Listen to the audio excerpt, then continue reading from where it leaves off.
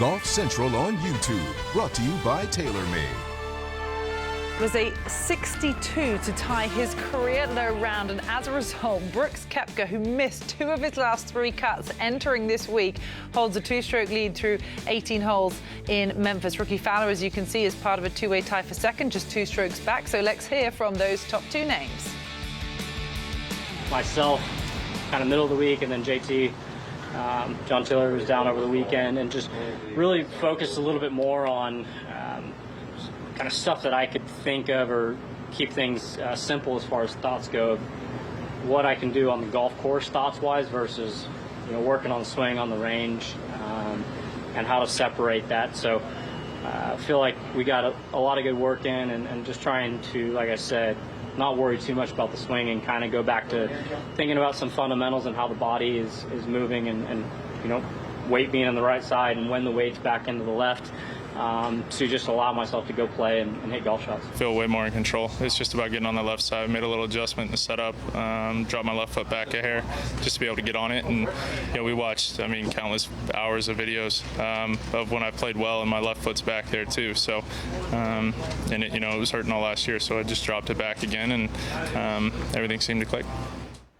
Well, he birdied the first 4 holes today. That is the first time he has ever opened any tournament in his PGA Tour career with 4 straight birdies. There were 9 total, Brandel, actually, on the scorecard. That's the most he's had since the 2017 Tour Championship. What changed? Well, first of all, in the first 4 holes, he was 5 shots better than he was last year en route to winning. What changed from the last time we saw Brooks Koepka to this time, primarily, was the work on the greens. He had 63 putts at the Rocket Mortgage. He just had 26 putts in round number 1, so clearly that was working.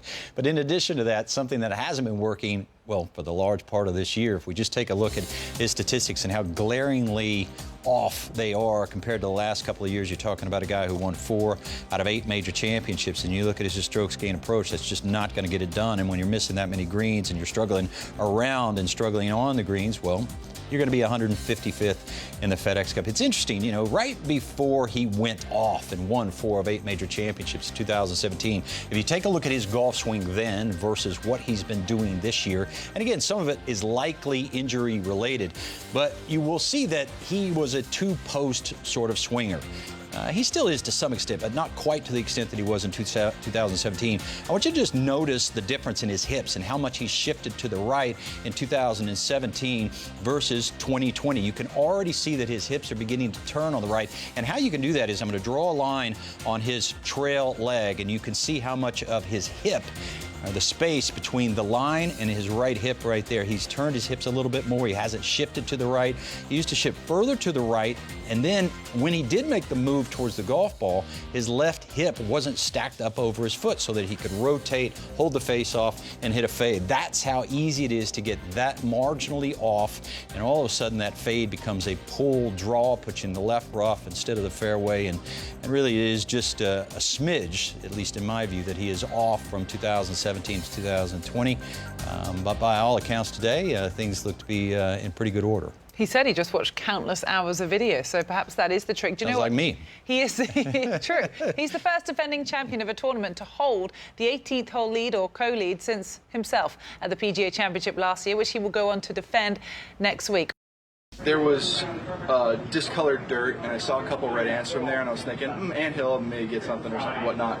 Asked him, and he's like, well, it's got to be, kind of endangering you. And I'm like, but I thought it was just an anthill. I thought it was, and so there was just discussion there, and he didn't think it was necessary for a drop, and so, I'm always going to respect the officials and go, okay, no issue, that's fine.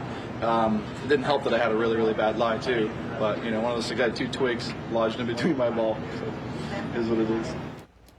Oh, did he just admit to what was really upsetting him there? The fact that he had 2 twigs lodged between his ball, but was trying I don't think to that was any find secret, was it? a dangerous situation out of the poor ants. I mean, your take? Well, I think if he'd liked the lie, he probably wouldn't have pleaded as hard for the ants wherever they are. But again, I think you do have to keep in mind that because he's doing such extraordinary things, that we are watching every single shot that he hits. And as far as he hits it, he's going to get into some sort of awkward spots. You think about some of the longer hitters over the last 10, 20 years, and you can think very quickly, almost everybody, I would imagine, think about some of the awkward spots that Tiger Woods has been in when he had to recruit people to move the boulder at the Waste Management Phoenix Open. Did that look kosher? Not exactly, but it was within the rules. Phil Mickelson, similarly. It's not that hard to find Phil or imagine Phil in all these different spots, sort of pleading his case. You know, he was a little bit more polite here than he was at the Memorial. But once again, the rules official was all class. It was fun to watch. Man, I'm glad I made all those par putts early on to get the round going, because I just didn't have a swing today. I felt terrible, could not figure out where the ball was going to go, and I was just trying to minimize mistakes. Maybe a couple where I could have saved maybe a stroke or give myself a better chance, but I did make some decent putts out there to keep the round going. So I would say even par is around what I deserve.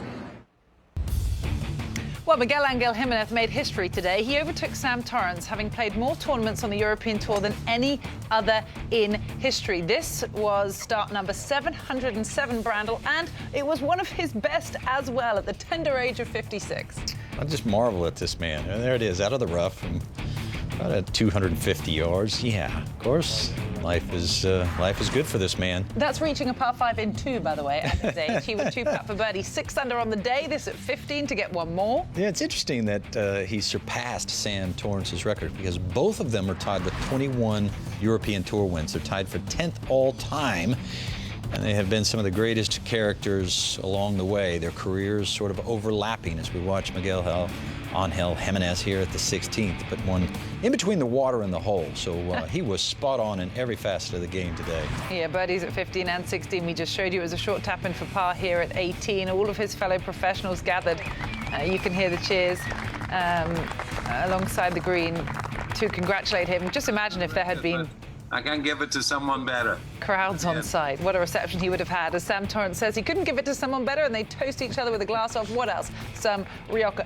Bogey-free 64 today. His best first-round score to par on the European Tour in 6 years, and as a result, you can see he's just 2 back after the first day, tied second at 8 under par. So let's take a look at what he has done in those 707 starts. Well, he's made 532 of the cuts. He's had 162 top 10s and 21 victories. Today, he broke the record for the most number of starts on the European Tour. Congratulations to Miguel.